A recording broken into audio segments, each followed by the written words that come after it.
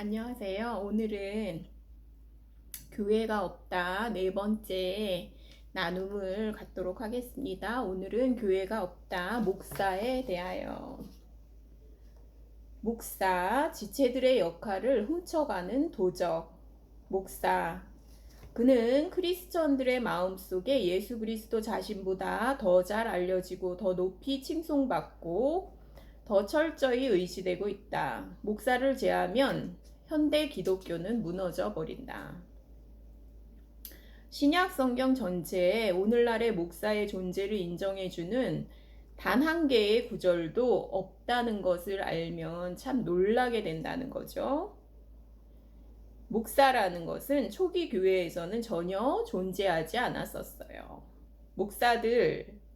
목사들이라는 말이 이제 신약 성경에 등장하는데 원래는 이제 목자들이죠. 목자들 복수로 나타났고요. 그가 혹은 사도로 혹은 선지자로 혹은 복음 전하는 자로 혹은 목사와 교사로 주셨으니 에베소서 4장 11절. 이 구절은 목사라는 말이 사용된 신약 성경의 유일한 구절이라고 할 수가 있죠. 목사들이 누구였든지 간에 그들은 교회 안에서 단수가 아닌 복수였어요. 목자들 복수였다는 거죠. 결과적으로 단독 목사의 전통은 성경적인 인정을 받을 수 없어요. 목사들로 번역된 그리스 원어 포에멘인데요. 그것은 목자들이라는 뜻이에요. 목자를 이제 번역하면서 목사 이렇게 번역을 한 거죠. 그러므로 목사는 교회 안에서 특정한 역할을 표현하는 은유적인 표현이 되죠. 그것은 직책이나 직위가 아니다. 1세기 목자는 현대 기독교가 부여한 전문적이고 직업적인 개념과는 아무런 상관이 없었다. 그러므로 에베소서 4장 11절은 목사의 직책을 말하는 것이 아니다. 단지 교회의 여러 기능들 중에 하나일 뿐이다. 목자들은 보통 하나님의 양들을 돌보고 양육하는 사람들이다. 그렇기 때문에 오늘날 일반적으로 받아들여지고 있는 직책이나 직위와 목자들을 혼동하는 것은 커다란 오류인 것이다. 타락한 인간은 하나님께로 인도해줄 눈에 보이는 지도자를 갖고 싶어하는 잠재된 염원을 가지고 있다. 예전에 왕을 구하던 유대인들처럼, 그래서 이제 사울을 주시잖아요. 사울 왕을 주시잖아요. 그런 것처럼 오늘날도 마찬가지죠. 그러니까 영의 지도자, 하나님께로 인도해줄 지도자를 구하는 마음이 이게 타락한 본성이라는 거죠. 그를 대신해서 신들에게 빌어줄 특별한 제사장 계급을 세우고자 하는 소원을 항상 가지고 있었다, 인간이. 이렇게 추구하는 성향이 우리의 대동맥에 흐르고 있다. 그것이 우리의 뼈 깊숙이 골수 안에 살아있다. 타락한 피조물로서 우리는 특별하게 신령한 능력을 지닌 사람을 찾는다. 그리고 그 사람에게는 항상 특별한 훈련, 특별한 복장, 특별한 말, 그리고 특별한 삶의 방식이 돋보인다. 위선을 하게 만들죠. 그래가지고 위선을. 구약의 장로 70명에 속했던 엘닷과 메닷에게 하나님의 신이 임해서 예언하기 시작했다. 열심파 젊은이 여호수아가 모세에게 금하소서라고 말했다. 모세는 여호수아를 꾸짖으며 모든 하나님의 백성이 다 예언하게 되기를 원한다고 말했다. 모세는 하나님의 백성을 지배하려는 성직자적인 사고방식을 강하게 반대했다. 이런 타락한 본능은 사무엘 때에도 등장했다. 하나님께서는 백성들이 그분의 직접적인 통치 아래 살기를 원하셨다. 그러나 이스라엘은 그 대신에 인간 왕을 달라고 아우성을 쳐댔다. 현대 목사의 씨앗은 신약 시대에도 찾아볼 수 있다. 교회에서 으뜸되기를 좋아하는 디오드레베는 교회의 일들을 제멋대로 좌지우지했다. 덧붙여서 어떤 학자들은 요한계시록 2장 6절에서 예수님께서 책망하신 니골라당의 교리가 초기 성직자의 출현에 대한 예라고 생각한다. 그러니까 그게 이제 단독 으뜸되기를 좋아하는 단독 목사의 출현이라고 보죠. 디오드레베. 그리고 이제 니골라당의 교리가 초기 성직자의 출현에 대한 예라고 볼 수가 있죠. 인간의 타락 이래로 사람을 영적 중재자로 세우려 하는 인간의 추구는 그를 리더십의 계급 구조에 중독되게 만들었다. 그래서 맡겨놓죠. 그리고 이제 30년, 40년 목사의 말씀을 듣고 있죠. 그리고 이제 그게 다라고 생각하죠. 그런데 30년, 40년 지나도 똑같아요. 영적 어린아이에 불과해요. 40년대, 저도 이제 교제하는 분들 중에서 뭐 장로님도 있고, 막 그래도 권사님들도 있고 이래도 이제 어린아이에 불과해요. 그리고 이제 저희 시댁도 장로님, 뭐 권사님, 다들 이제 저보다 너무 오래되신 종교인들이죠. 근데 목사님한테 물어보고 와야 된대요. 분별을 못해요. 본인 스스로는 분별을 못하고 목사님께 물어보러 갔다 와요. 그리고 이제 그 얘기를 반복하죠. 그러니까 영적 어린아이로 만들어요. 30년, 40년 돼도 그거는 존 버녀는 중졸이에요. 중졸. 존 버녀, 철로 역정을 쓴 존 버녀는 땜쟁이였대요. 구두 땜쟁이. 그러니까 배움도 짧고 이런데도 거듭나고 난 다음에는 하나님의 지혜가 그 속에 그 안에 임하시거든요. 그러니까 이제 중학교 중퇴자였는데도 철로 역정을 쓰죠. 그 은유와 그 비유와 그게 아주 놀랍잖아요. 성경을 통째로 이제 은유적인 표현으로 나타낸 그런 책을 쓰거든요. 하나님의 지혜는 인간의 지혜를 훨씬 뛰어넘는 거예요. 근데 30년, 40년 내도 그렇게 분별을 못하고 목사님께 물어보러 갔다 와야 된다 그러고 그러면은 복음은 어떻게 전하겠어요? 그러면은 그러니까 이제 그 기능을 발휘하지 못하면 그 성장은 없는 거죠, 결국은. 2세기까지는 교회에 공식적인 리더십이 존재하지 않았다. 교회는 제사장과 성정과 제사가 없는 그룹들이었다.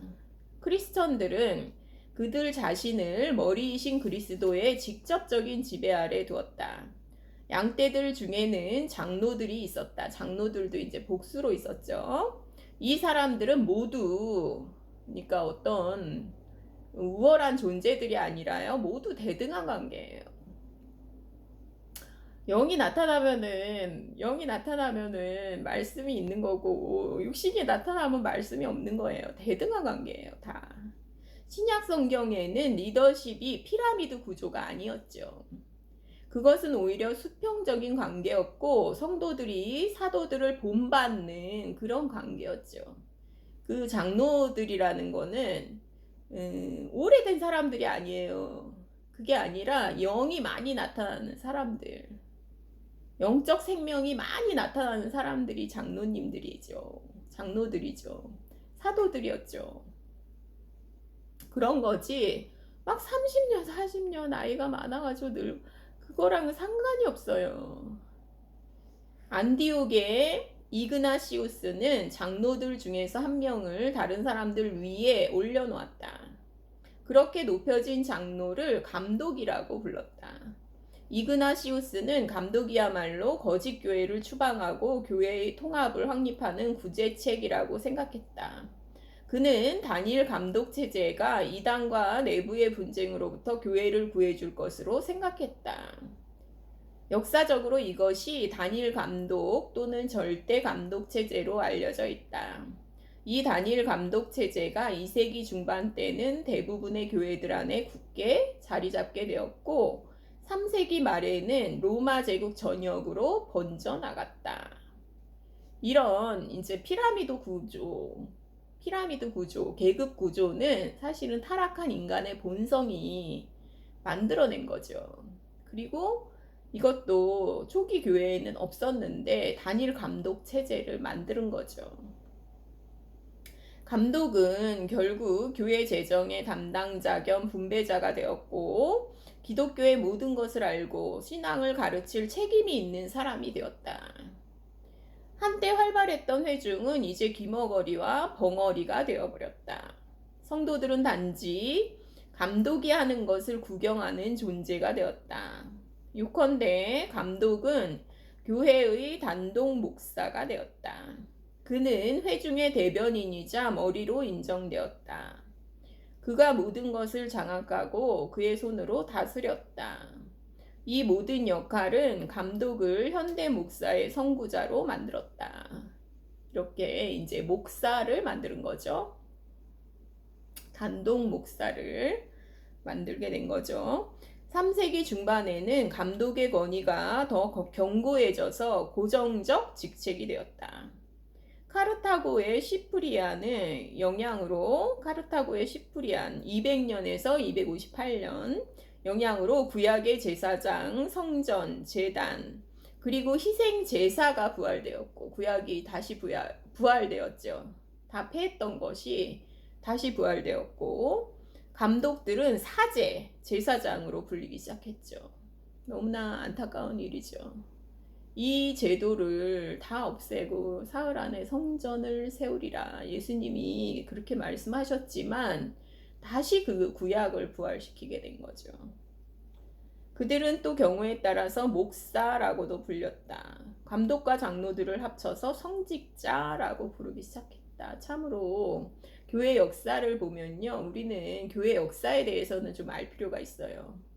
그래야 이게 전통이 어디서부터 내려오는 건지 진짜 이제 초기 교회의 모습인지 진짜 예수님이 시작해 놓으신 것인지 우리가 이거를 분별하지 않으면 어떻게 되겠어요? 장로들이 주의 만찬을 인도하게 됨에 따라 그들은 이제 사제, 제사장이라고 불렸다. 감독이 죄를 사해주는 대제사장으로도 여겨졌다. 이 모든 추세는 모든 신자가 하나님 앞에서 제사장이라는 신약의 진리를 흐려버렸다. 4세기 때는 이런 계급 구조가 크리스천 신앙을 지배했다. 교회의 머리에 감독이 우뚝 서 있었고 그 밑에 장로들이 앉아 있었다. 그리고 그들 아래에서 가엾고 불쌍한 평신도들이 있었다. 인간의 계급 구조와 공식적인 사역은 예수 그리스도의 교회를 제도화시켰다. 4세기에 이런 요소들이 한때 살아서 숨쉬던 하나님의 교회의 동맥을 막아버렸다. 이제는 일요일 교회 예배에 가서 그냥 자발적으로 어떤 성도가 나와가지고 그 간증을 한다거나 그래 쳐다볼 수도 없죠. 그 자리에서 얘기를 하면 누가 하는지도 모르죠. 교회 구조가 그렇게 되어 있고 건물 구조가 그렇게 되어 있고요. 그 단상에는 평신도는 올라가지도 못하게 해요. 청소하면서도 올라가지 못하게 하거든요. 얼마나 웃겨요. 그러니까 그걸 다시 부활시켜 버린 거죠. 구약에 그 대제사장 있고 제사장 있고 막 이런 거를 다시 부활시켜 버린 거죠. 그래서 교회를 제도화 시켜 버린 거죠. 감독의 역할은 지역 교회의 우두머리에서 한 지역을 총괄하는 대표로 바뀌기 시작했고 결국에 가서는 로마의 감독이 모든 권력을 독차지하고 마침내 교회의 황제로 탈바꿈해 버렸죠. 황제가 된 거죠. 피라미드 구조가 돼버린 거죠. 교회가. AD 100년과 300년 사이에 교회 지도자의 위치는 교회 지도자의 지위는 로마 정부의 지도자를 그대로 본떠서 확립되었다. 구약 성경의 계급 구조를 사용해서 그것을 정당화시켰다. 구약의 계급 구조를 정당화를 사용해서 성경을 항상 인용해요. 자기한테 유리하게 인용하죠, 성경을. 그래서 그것을 정당화시켰다. 단일 감독 체제가 만민 제사장주의를 삼켜버렸다. 단일 감독 체제가 만민 제사장주의를 삼켜버렸다. 기능을 발휘할 수가 없으면 성장은 없어요.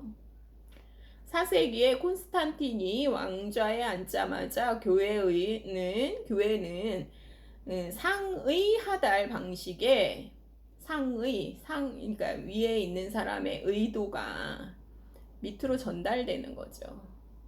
뜻이 그대로 전달되는 피라미드 구조가 된 거죠. 어엿한 계급 조직 사회가 되었다. 이 모든 것은 교회를 향한 하나님의 길과는 엄청난 차이가 있다. 예수님께서 인류 역사의 장에 나타나셨을 때 그분은 지도자 계급 구조뿐 아니라 종교 전문 계급도 다 폐하셨다. 그리스도의 본성과 사명의 연장선상에서 초기 교회는 역사상 최초의 평신도 위주의 운동이었다. 그러나 사도들과 그들이 훈련한 사역자들의 죽음과 함께 모든 것이 바뀌기 시작했다. 그 시대의 이래로 예수 그리스도의 교회는 교회가 속해 있는 사회들로부터 교회 조직의 형태를 찾았다. 세상이 돼버린 거죠. 교회가 세상이 돼버린 거죠. 그러니까 세상의 형식과 그러니까 세상의 내용이 돼버린 거죠. 세상의 형식과 세상의 내용이 돼버렸어요. 교회가. 주님께서는 독특한 성격을 가진 새로운 사회를 시작하신다는 주님의 경고에도 아랑곳 없이 교회는 자기 길로 가버렸다. 콘스탄틴 시대의 성직자들은 로마 제국의 고위 관리들, 더 나아가서 황제 자신이 누리는 것과 같은 영예를 누렸다. 선물 상자가 엄청나죠. 그래가지고 선물 상자가 엄청나잖아요. 큰 교회 목사님은 무슨 명절 때나 이럴 때만 되면 엄청나잖아요. 영예를 누렸죠. 그것도 영적 영예를 누렸죠. 그러니까 더 좋은 거죠. 뭐 세상보다 세상에서는 그냥 그 돈이 많거나 막 이래야지 이제 영예를 누리는데 그 세상이잖아요. 근데 교회에서는 영적인 그런 우월감을 더 느끼니까 얼마나 더 심하겠어요, 그게. 그래서 거의 뭐 왕도 안 부럽죠. 그런 목사들은 보면 큰 교회 목사들은 보면은 참 교만하기가 진짜 자기가 하나님이죠.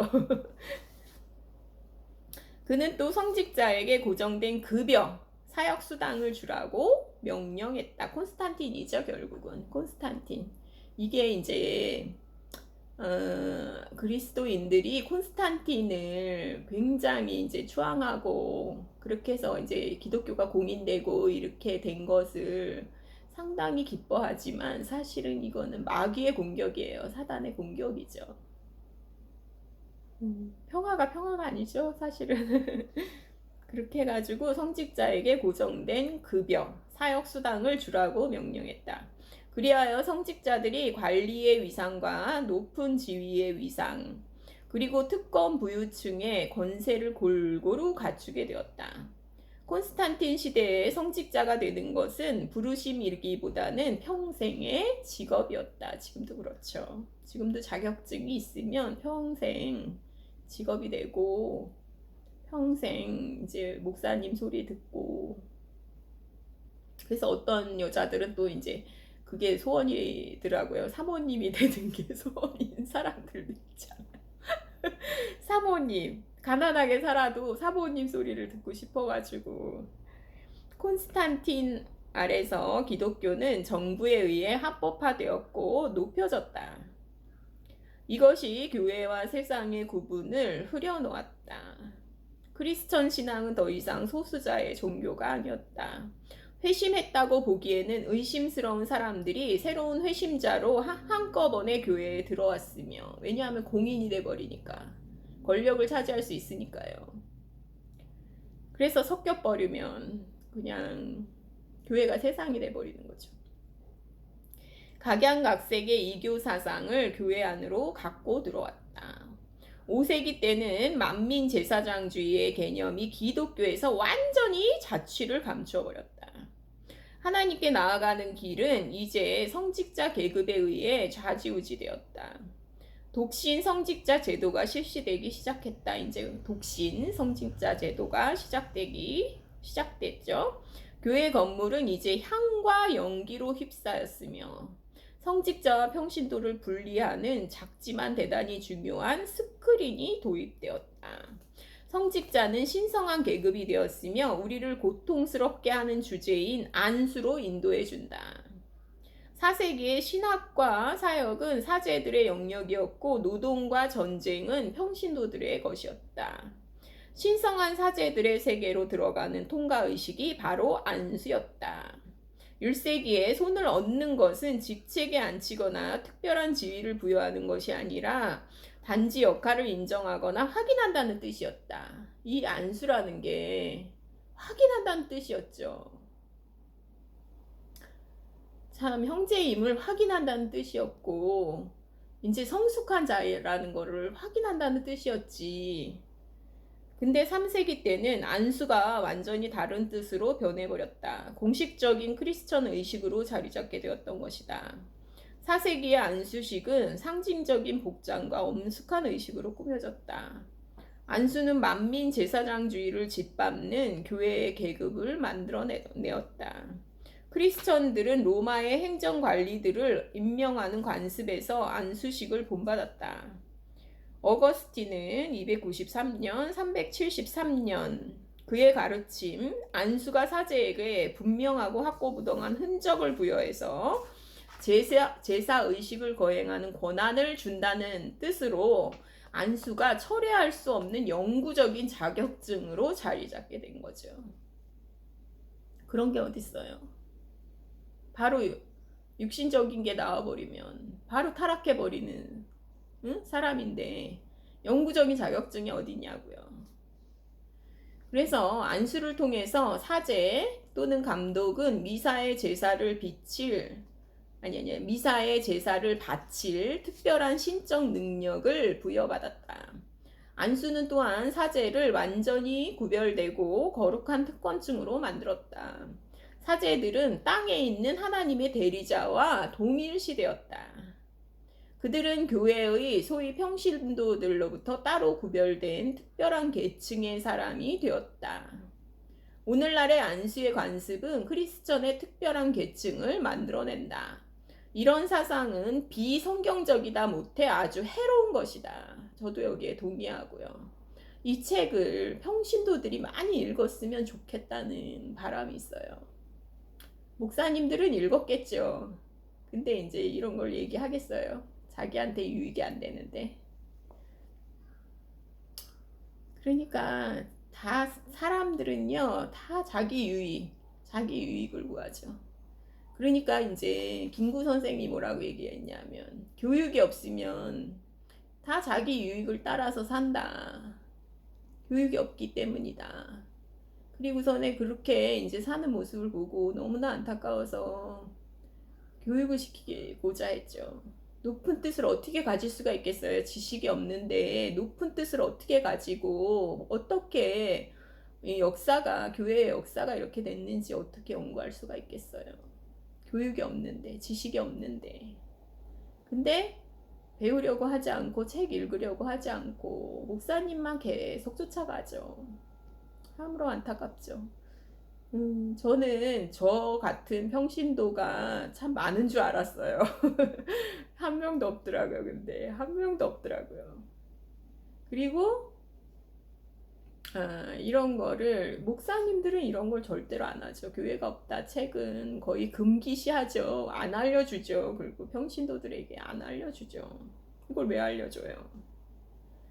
그러니까 참 안타까운 일이고, 그리고 이거를 읽으면 오히려 비난을 해요. 비판을 해요. 그 왜 그렇게 응? 그걸 뒤져가지고 그걸 왜 읽어가지고 분란을 일으키냐 이렇게 하죠. 근데 이제 저는 그런 이제 평신도들의 나눔을 가지면서 진짜 그리스도가 머리 대신 모임, 그리스도의 머리 대신 모임, 그걸 해보잖아요. 그러면은 그 맛을 잊을 수가 없어요. 그 맛을 잊을 수가 없어요. 그리고 사단이 결국은 막으려고 하는 건 그거거든요. 그러니까 굉장히 이 책은 굉장히 중요한 책이고, 진짜 평신도들이 이 책을 많이 읽었으면 좋겠어요. 지금은 이 책이 이제 교회가 없다 책이 절판되고, 이교에 물든 기독교, 이교에 물든 기독교, 빨간 표지에 이교에 물든 기독교 책으로 나왔는데요. 언제 절판될지 모르죠. 좋은 책들은 다 없어졌어요. 그리고 서점에 가봐도 제가 찾는 그런 정통 복음주의자들의 진짜 그 복음을 전하는 그런 책들은 서점에서 찾을 수 없어요. 다 절판됐어요. 빨리 사둬야 돼요. 그걸 누가 그걸 갖다 놔요. 사단이 지배하는 이 세상에서. 그렇지 않죠. 참, 그래서 그 안수를 통해서 사제 또는 감독은 미사의 제사를 바칠 특별한 신적 능력을 부여받았다. 안수는 또한 사제를 완전히 구별되고 거룩한 특권층으로 만들었다. 사제들은 땅에 있는 하나님의 대리자와 동일시 되었다. 그들은 교회의 소위 평신도들로부터 따로 구별된 특별한 계층의 사람이 되었다. 오늘날의 안수의 관습은 크리스천의 특별한 계층을 만들어낸다. 이런 사상은 비성경적이다 못해 아주 해로운 것이다. 신약 성경 어디에도 설교하고 세례를 주거나 주의 만찬을 인도하는 것이 안수받은 사람에 의해 국한된다는 말이 없다. 성직자 평신도 전통은 대부분의 다른 이단 사설보다 더 신약 성경의 권위를 손상시켰다. 제임스 던 이렇게 말했죠. 성직자와 평신도의 전통은 다른 모든 이단 사설보다 더 신약 성경의 권위를 손상시키고요. 그리스도의 머리 되심을 회방하고요. 참 이것을 경험하지 못하게 하고요. 16세기의 개혁자들은 카톨릭의 사제 제도에 날카롭게 의문을 제기했다. 종교개혁자들이요.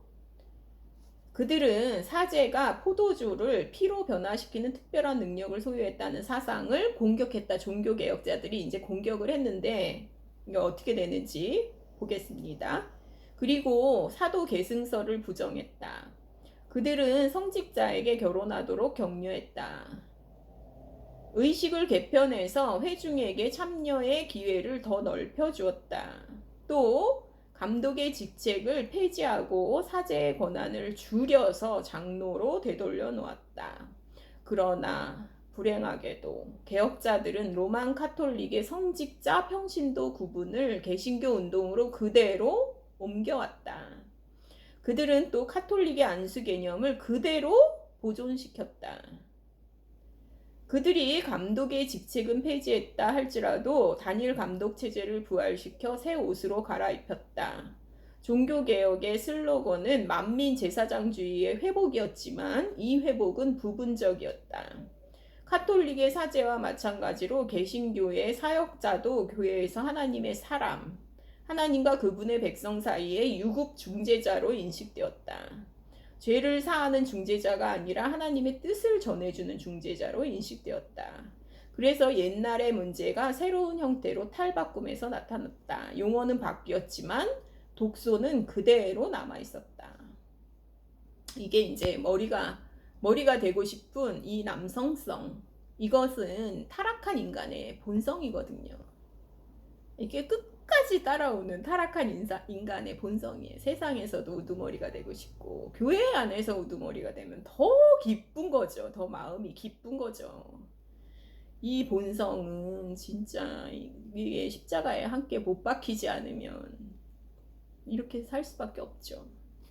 그래서 존 칼빈은 사역자를 목사라는 말로 이제 바꿨죠. 그래서 그 말을 선호했고 루터도 설교자, 사역자, 목사라는 용어를 도입했다. 개혁자들은 목사를 교회의 실질적인 우두머리로 높여놓았다. 목사가 신적 능력과 권위를 소유한다고 믿었으며 목사는 자기 이름으로 말하지 않고 하나님의 이름으로 말한다는 것이다. 루터 또한 모두가 제사장 제도 안에 있지만 누구나 다 실제로 제사장 역할을 하는 것은 아니라고 믿었다. 왜냐하면 자기가 그거를 차지했는데 그걸 내려놓고 싶겠어요? 성직자 제도를 그대로 이어받은 부분적인 종교개혁이죠. 완전히 부분적인 종교개혁이죠. 결국은 또 타락하게 되죠. 그러면 목사는 이제 감독의 역할을 하고 있었고 지역교회의 우두머리로 인정받았다. 개신교에서는 설교자가 교회의 대변인이며 대표인 경향이 있고 교회는 종종 설교자의 교회죠. 이것은 성직제도와 무관치 않은 위험천만한 발상이요 교회에 대한 심각한 위협이다. 종교개혁은 카톨릭의 계급 구조를 생각 없이 그대로 감싸안았다. 그것은 또한 안수받은 사람과 받지 못한 사람을 구분하는 비성경적인 사상도 그대로 보존시켰다. 신약 성경에서 사역을 일컫는 말은 섬기는 자라는 뜻이다. 사역자, 이제 이렇게 부르죠. 목사죠, 목사. 저도 사역자예요. 저도 이렇게 이것도 하고 유튜브도 하고 말씀으로 모든 사람은요 말씀으로 섬기는 자예요. 그런데 그거를 사역자, 그 목사야? 이렇게 물어보죠. 사역자 이렇게 말하면은 그렇게 만들어버렸죠. 섬기는 자라는 뜻이다. 우리는 아무런 성경적 근거도 없이 사역자라는 말과 목사를 동일시해버렸다. 참으로 슬픈 일이죠. 마찬가지로 우리는 엉뚱하게도 말씀을 전하는 것과 강단 설교를 동일시해버렸다. 목사와 그의 강단은 개신교 예배의 핵심이다. 비성경적인 성직자 평신도의 구분은 그리스도의 몸에 말로 다 할 수 없는 해를 끼쳤다. 그것은 성도의 공동체를 1급과 2급 크리스천들로 갈기갈기 찢어놓았다. 교회 역사에 대한 우리의 무지가 우리로 하여금 강도당한 것을 모르도록 우리의 눈을 멀게 만들었다. 한 사람 중심의 사역은 신약 성경과 완전히 동떨어진 것인데도 우리는 그것을 받아들였고 그것이 우리의 기능을 마비시켰다. 우리는 산 돌이지 죽은 돌이 아니다. 그렇지만 목사의 직책은 우리를 숨쉬지 못하는 돌로 바꿔버렸다. 목사의 직책은 그리스도의 몸의 지체로서의 기능을 발휘해야 하는 우리들의 권리를 도적질해 갔다. 그것은 목사를 거대한 입으로 만들고 우리들을 조그만 귀로 둔갑시킴으로써 몸의 진실을 왜곡시켜버렸다. 그리스도의 몸의 진실을 왜곡시켜버렸죠. 현대 목사의 직책은 히브리서의 주제인 옛 사제 제도의 철폐를 복원시켰다. 전복시켰다. 히브리서의 주제인 옛 제사 제도의 철폐를 전복시켰다. 그러니까 옛 제사 제도가 없어졌다. 바뀌었다. 신약은 그게 아니다. 이렇게 히브리서가 이제 얘기하고 있는데 그거를 다시 뒤집은 거죠. 사실은 목사 제도가. 그것은 교회의 모임에서 사역할 권리와 특권이 각 지체에게 있음을 알려주는 고린도전서 12장 14장의 가르침을 무기력하게 만들었다. 이거를 읽으면서도 그걸 모르게 된 거죠. 눈이 멀어버린 거죠. 그리고 모든 형제와 자매가 실질적인 제사장이라는 베드로전서 2장의 메시지를 무효화시켰다. 성도가 하나님 앞에서뿐 아니라 상호간의 제사장이라는 진리를 왜곡시키고 있다. 상호 권면이라는 그것을 서로 간의 제사장이라는 그 진리를 무너뜨려 버렸죠. 목사가 다 하죠. 그래가지고 모든 사람은 목사가 다 하죠. 재정도 다 하죠. 사실은 할 일도 다 하고요. 무슨 봉사하고 막 이런 것도 다 자기가 나눠주죠. 그리고 또한 현대 목회는 교회 안에서 그리스도가 머리로 활동하심에 반대한다. 자기가 머리가 되어 있으니까요. 그것은 하나님의 사람들 중에서 우두머리와 중심에 독특한 자리를 불법적으로 차지하고 있다. 오직 한 분이신 주 예수님을 위해 비워두어야 할 그 자리를 차지하고 있는 것이다. 예수 그리스도만이 교회의 머리이시고 모든 결정권을 갖고 계시다. 목사는 자신을 교회의 인간 우두머리로 높여서 그의 직책으로 머리이신 그리스도를 밀어내고 그 자리를 대신 차지했다.